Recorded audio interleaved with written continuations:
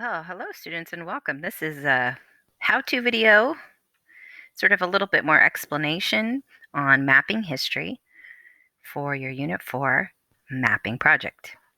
We'll start off by reminding you that the project should answer the big question.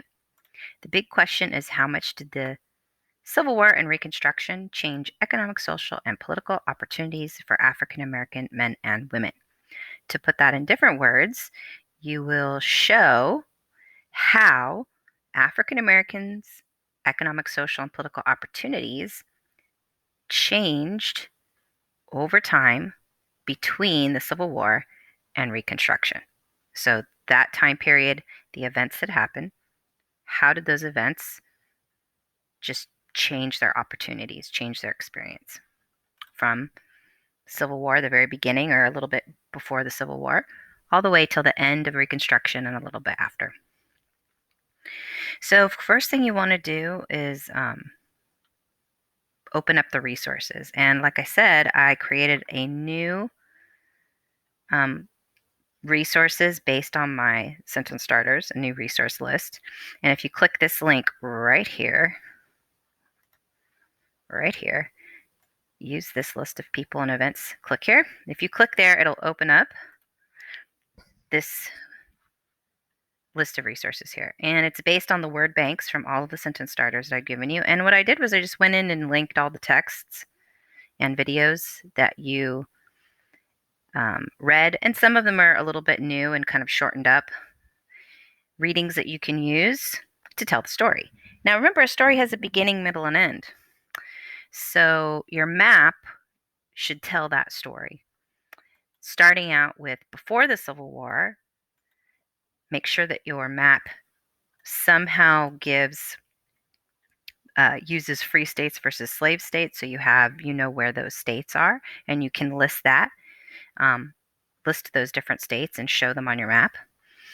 You can start out by talking about slave rebellions, and you can use any of those and plot those points on the map.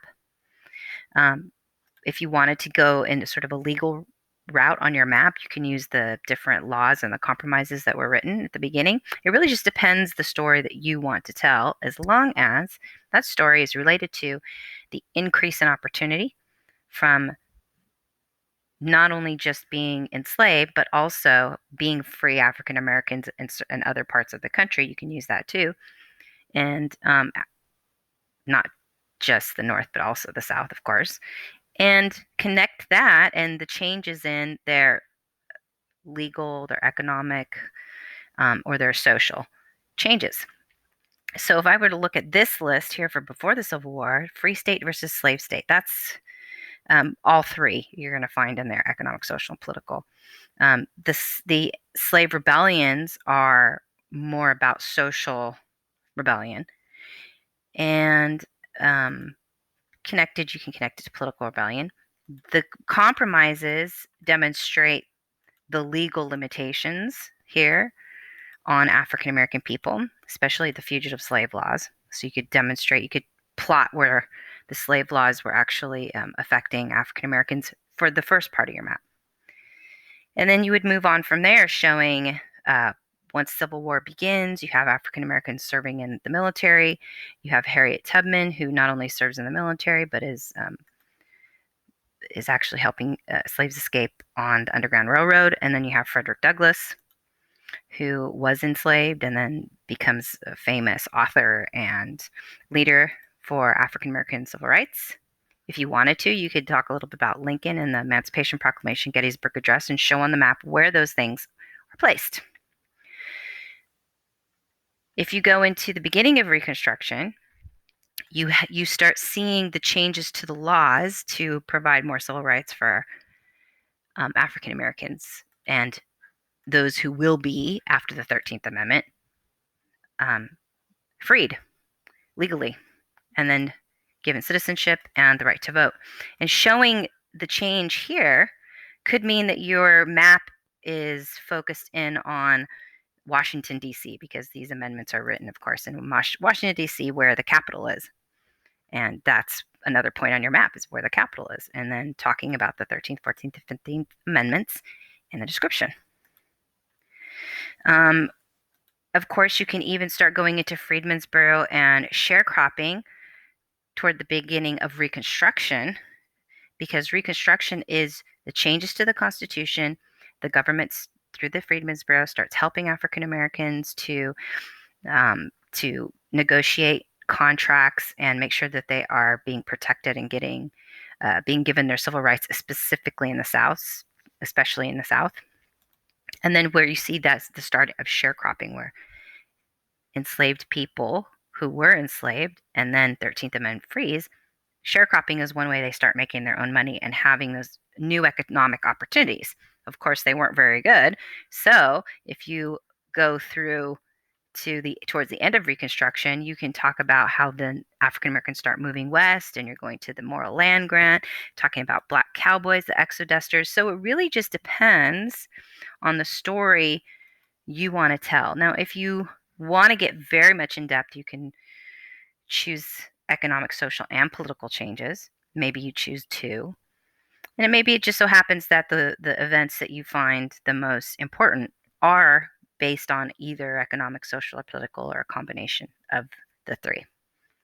As a reminder, economic has to do with resources and money, how you make your wealth.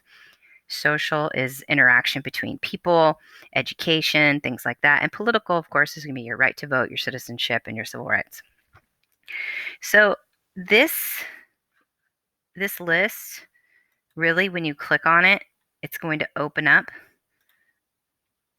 the Discovery Tech book, which of course you need to log in with your student Gmail to get to.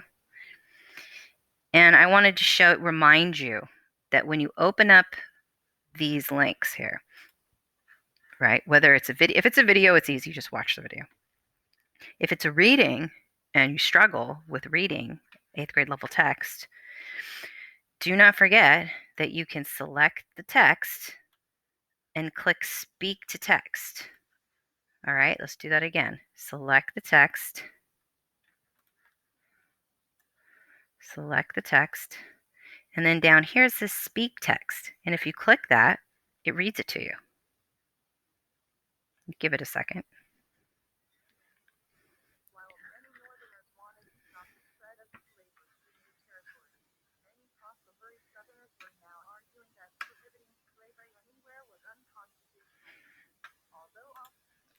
You can stop it anytime you want. You can highlight the text. The textbooks is really helpful that way. I think maybe I've only added one text that's outside of the textbook for this, just to make it simple and so that you have those tools.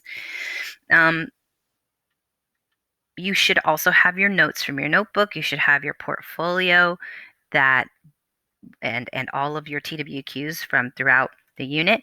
And each of those TWQs was meant for you to use to collect information. So that way you are able to answer this unit question. All right. So as far as just how do you get the information? How do you find the information? What should you do with this information? That takes you to the map. And so I'm going to show you that now. Try to keep this kind of short, but all right. So here's my example map. And I'm going to just show you on Google Maps because Google Earth, I found that not many students are using it. So if you're using Google Earth, I've shown you how and how to add the points, but as far as I know, you can't add these layers. So you would just have to list the points in order. And that's fine too. And you can separate it with the slides. And I can show you that this week. But for now, I just want to show you how and why do you add these points to the map, right? All right, so I have a section specifically on Harriet Tubman because her life experience really shows the change for African Americans, where she starts out enslaved, she becomes an abolitionist, and is working on the Underground Railroad to free enslaved people. She's helping John Brown by consulting him for his raid on Harper's Ferry. And then she's also later on in life, towards the end of Reconstruction and really beyond, she is helping with to get women their rights to vote. And so I've plotted these points. Now you're going to notice that the first point I have is excellent because I added a picture, I added the description, and I've already shown you guys how to do all this. I'm just reminding you. I've added a picture. I've given a description of what this point on the map is telling us. It's telling us that she was born into slavery, and this is about her life enslaved.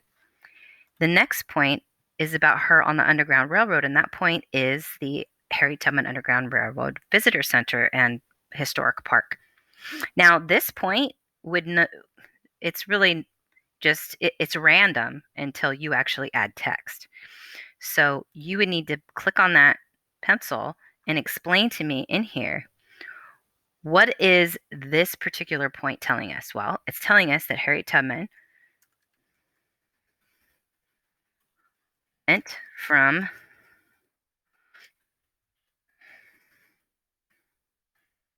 being enslaved, escaping, and becoming an conductor on the Underground Railroad.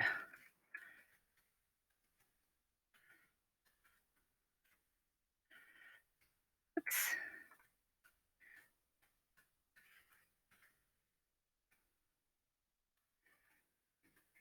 Helping others escape. This shows that she's going from enslavement to helping others escape slavery,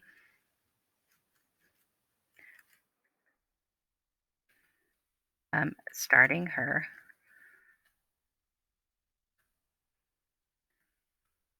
career as abolitionist. Now, saying that, anyone who was enslaved was an abolitionist. Nobody wants slavery. So, just when I say here abolitionist, I'm talking about she's active in the abolitionist movement. She's a leader and a figurehead within that movement. So that's why I'm adding it, because you're going to see now African Americans' opportunities are changing. They went from being enslaved to then having this ability to escape enslavement through the Underground Railroad, and Harriet Tubman is demonstrating that. So I would click save, but then of course that's not enough. I would want to add a picture, and you would use your Google image search to add a picture. Now these points need to be full. You can't just add a point and then say that's good, because then you're going to make your audience, me and any other student who's looking at it, you're making them do the work of making the connections. That's not okay. You as a historian are supposed to show where those connections are, right?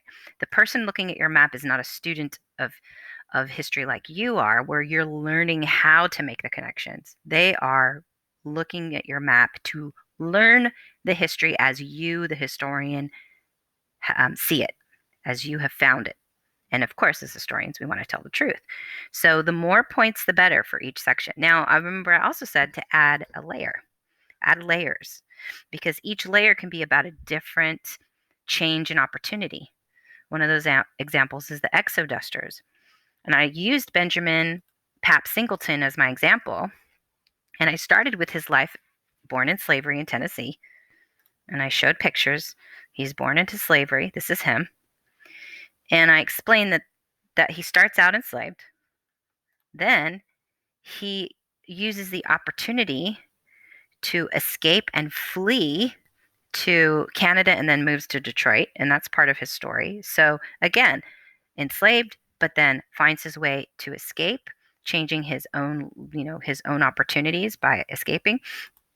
And then when he moves back to Michigan, and um, the Civil War is over and Reconstruction has begun, Pap Singleton starts to help others change their opportunity by moving out west through the Exoduster movement, and specifically to Kansas. So I start him off in Tennessee, then he moves to Detroit, and then he moves to Kansas. And of course, I'm adding, this one's a little bit more fleshed out. I wanted to give you the example of Harriet Tubman where the points are kind of random. And if you just left a random point in there, that you're not going to get points for that, because you're not explaining anything. You're just giving me a point and making your audience have to make the connection themselves. That's not how you try to do a map like this, right? And let's say we wanted to get super fancy, right? And I wanted to take all of these points here, and I click on it and it shows me the point. Then it shows me the next point, and it shows me the next point. If I wanted to make a connection to those, I can. I can create a little mapping line. And I'm going to add, let's say, a bike route. Let's add a biking route. Or like we know that actually that would be wrong because didn't the exodusters actually, as we know, the exodusters actually walked most of the time. So I'm going to say walking. And I'm going to make sure that I'm in the correct layer. Okay, then I'm going to start here. I'm going to make the connections from here to there and there. So I can see that there goes from here to here to here. All right, great. So then I have my line here. And I don't want to just leave it as line 4, so I'm going to edit it. And I'm going to say um, exoduster.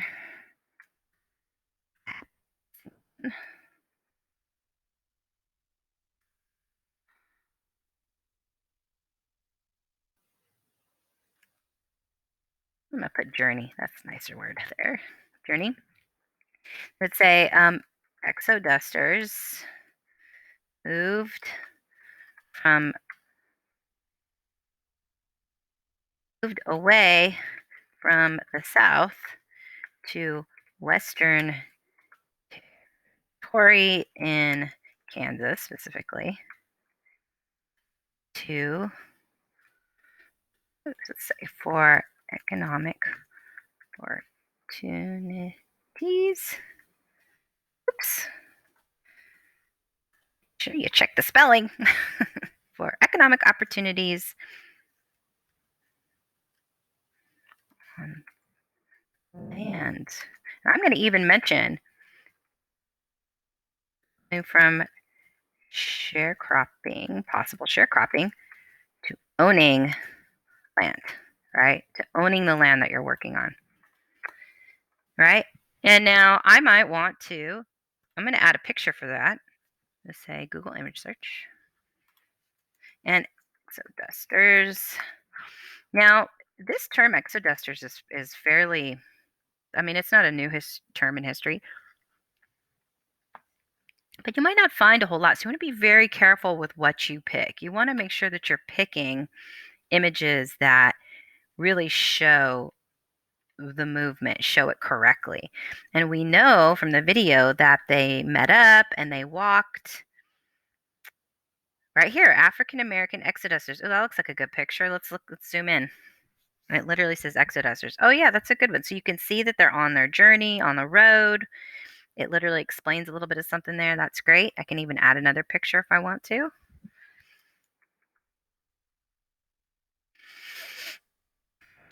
How's that? And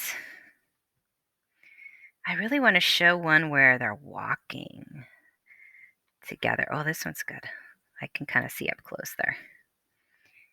Yeah, see, they're on the journey. That's a real good one. So again, this is what makes your map a historical map, is when you're making connections, and you don't have to connect every single dot if you don't want to, but if you're creating these layers, it's really nice to connect the points with the line tool and have that little line so that people can see, oh, look, they're moving, they're moving in a direction, and it gives people who are looking at your map a real great sense of the history that you're trying to tell. This is I've even added a layer for African American congressmen. I've added a layer for schools and churches, specifically as we know that education and churches were linked, and that during Reconstruction, many universities were established, historically Black colleges. And so keeping that in mind and really looking at the map as an opportunity to show going from uh, being enslaved or even being a free, which there were the African Americans who were free, and moving on to having civil rights and becoming senators. And we're really focusing on those positive changes. If you have any questions about this, always just email me. You can look at my map. I have the map as a link in the digital actually on the map resources here, I have a link to it. So if you click to open the map resources, up at the top here, it says you can see my example map. It's right there. There's a link you can click on. Again, if there are any questions, you can email me. I hope this video was a little bit helpful, and have a great day.